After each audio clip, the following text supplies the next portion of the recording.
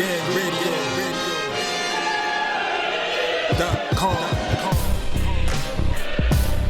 Take over.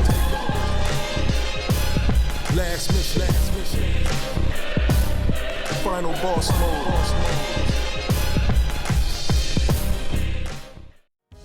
Yeah, what's good, yo? Welcome to another episode of Real Talk, where as always, if shit's real, we talk about it. I'm your host for tonight, Pat Scorpio, the New England representative, and as always, I got my man with me. I'm gonna let him introduce himself.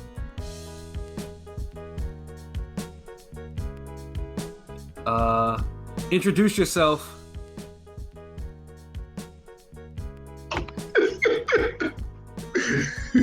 Yo, you're the asshole if you're doing this on purpose.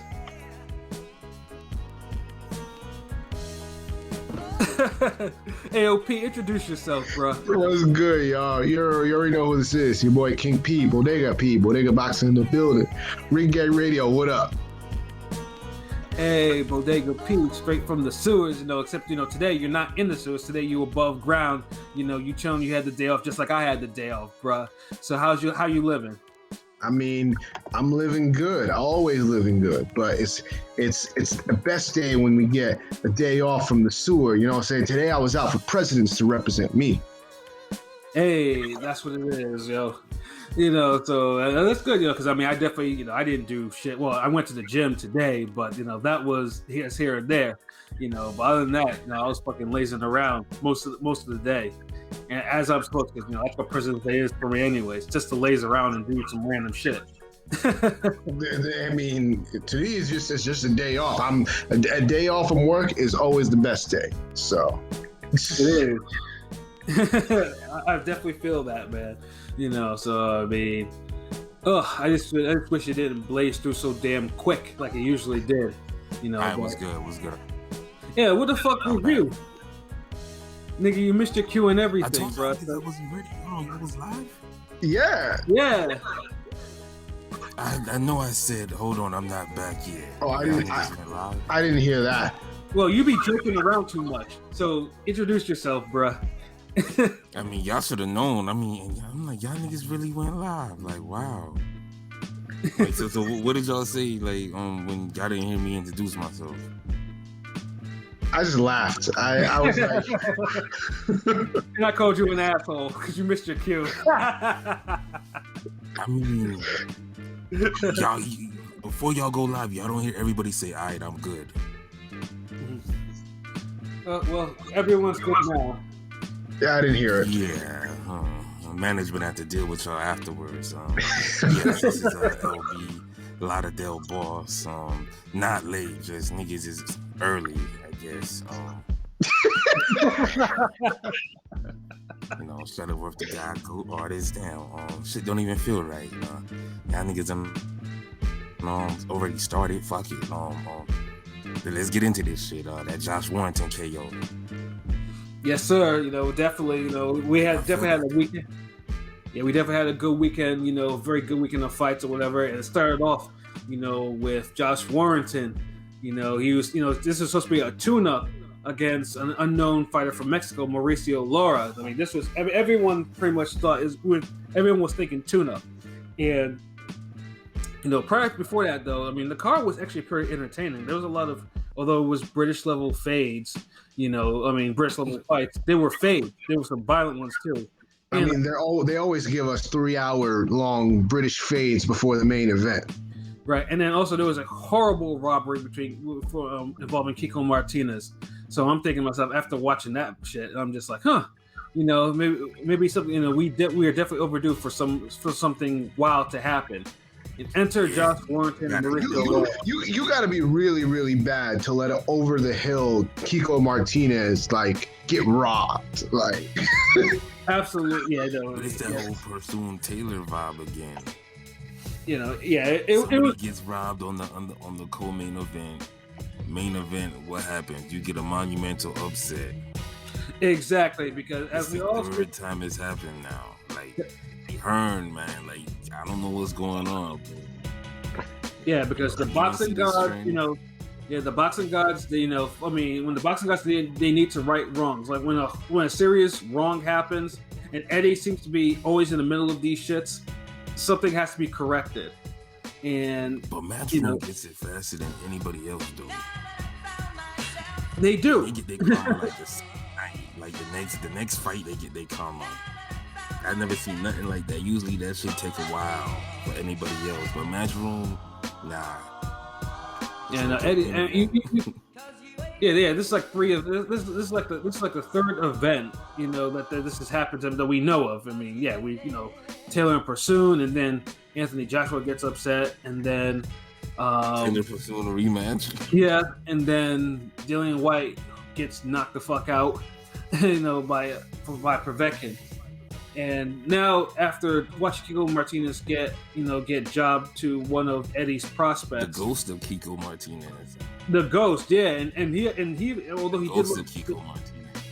Yeah, and he looked vintage too. Now we get Josh Warrington. Now we've all seen Josh Warrington fight. Josh Warrington is a buzzsaw. Like, bruh, like once he gets started, he rushes in and throws punches a mile a minute.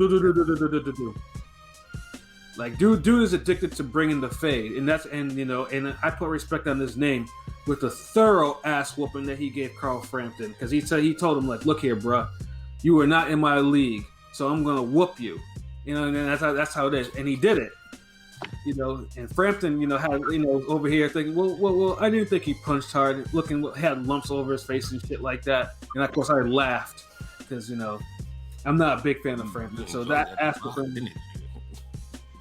What's that? So you enjoyed that a lot, didn't you? Hell yeah, I did. Yeah, because Frampton, I'm not a fan of. I think he's a little overrated. But I put respect on Warrington's name after that. And this was supposed to be nothing better than Turbo Fist. Look here, I'm not gonna get into no Gary Russell slander tonight. You can keep that.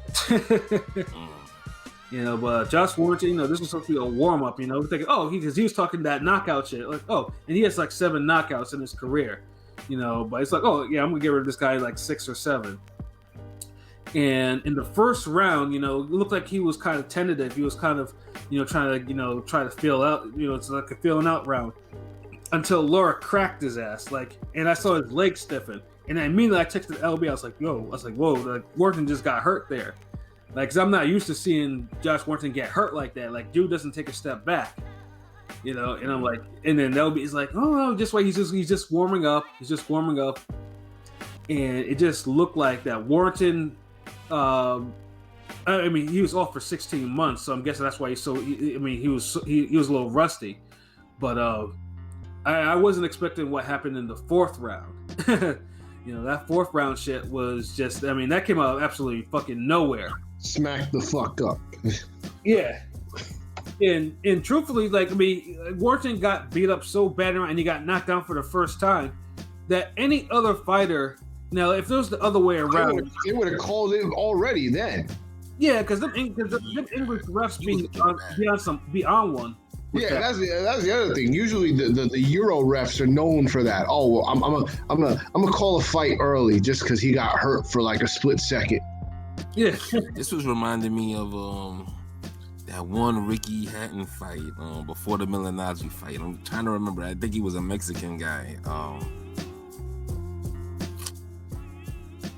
Where Ricky Hatton was hurt bad, and you're like, damn, like it's like they almost could have stopped it. Like he did the little 2-step, everything. Yeah, no, I know what the fight. It's not Urango. Nah, not the Urango fight. I know what fight you're talking about because I know it's not Calazo. It's somebody else. I think it was the fight before Milinazzi. Lascano.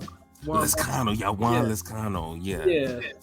Guy who got a gift against what's that dude? The bald head cat.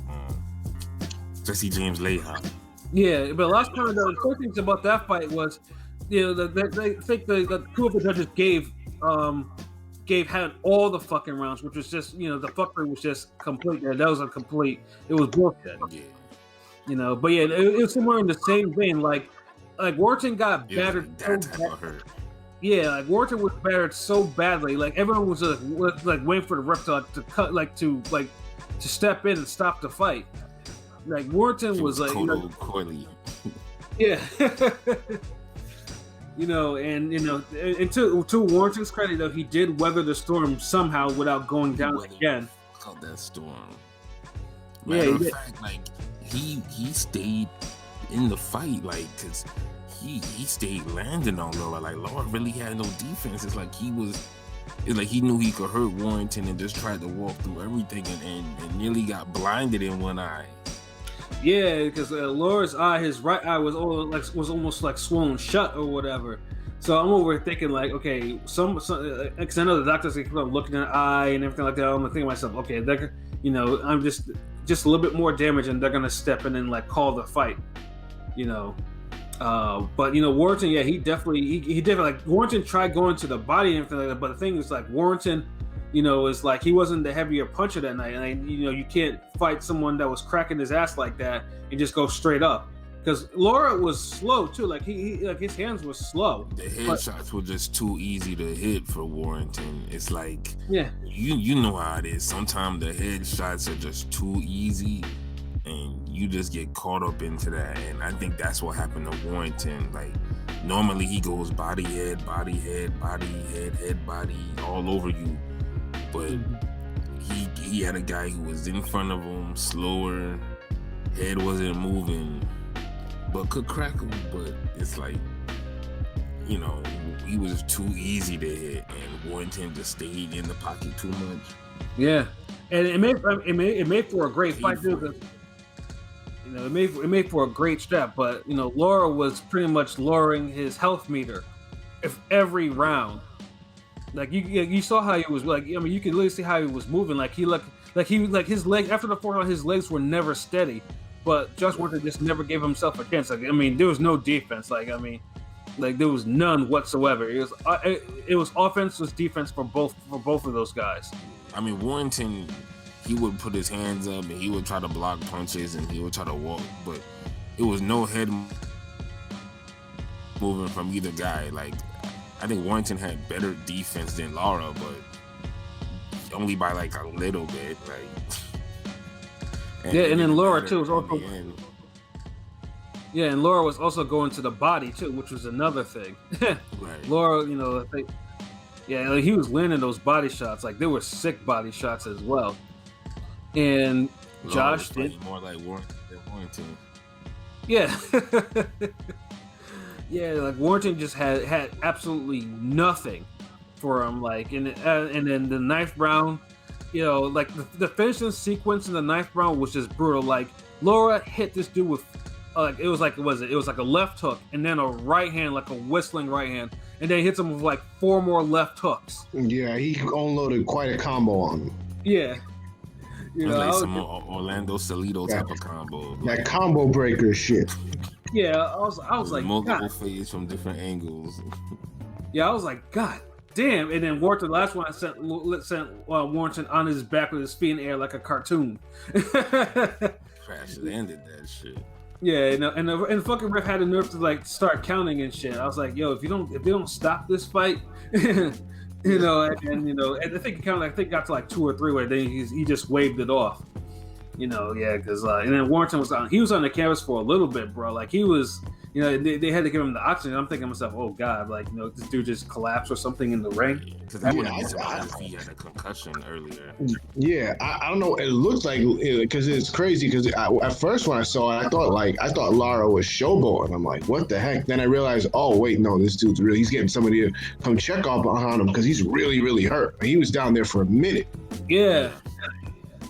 I was when it's like, oh God, they're gonna bring the stretcher out, like, because obviously you don't want to see anything like that, and both guys absorbed a lot of punishment, especially Warrington, and you don't really want to see that, but thankfully, he did get back. He did stand up and he got to his stool and was sitting there and was actually able to walk out of the ring with some assistance,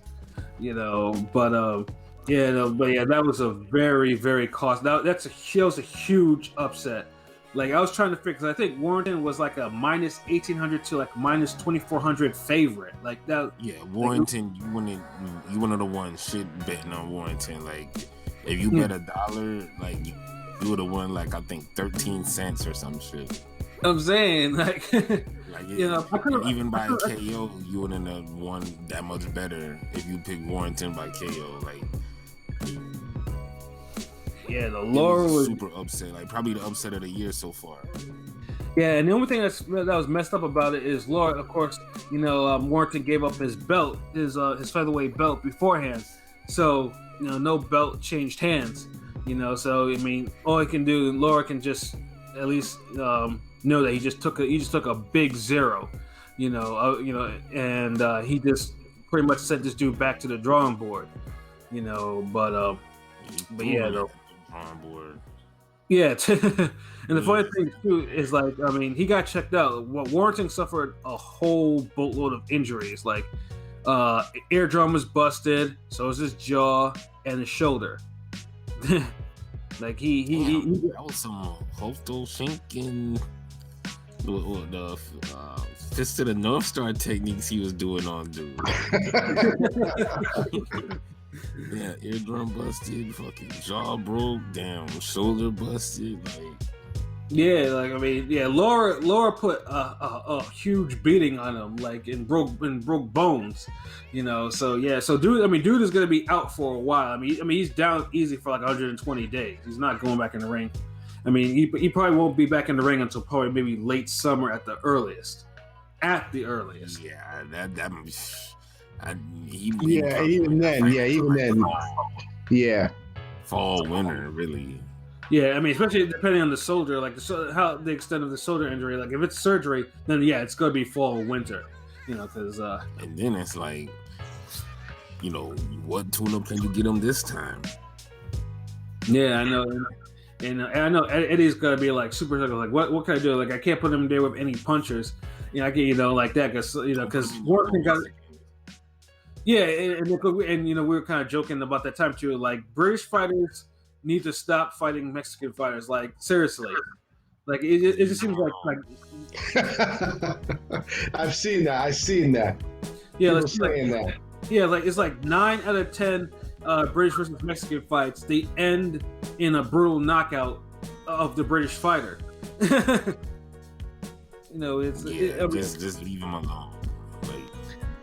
I mean, honestly, I can't even tell you the last time I can remember a British fighter actually beating a significant Mexican fighter. I think I might have to think about it, but it's been a while. I'm sure of it. You know, it's just like, I mean, I mean, that might be something. I mean, that could be like an eye test type of thing for you and PJ. British fighters and Mexican fighters. What is the problem? You know what I'm saying? You know, but Laura though, I mean, or pick the worst in Laura though. It's a lot right now, but then you gotta factor in, you know, Dylan White lost to Povetkin too. So, are we gonna say British versus Russia against the Russians? Is the problem with that too?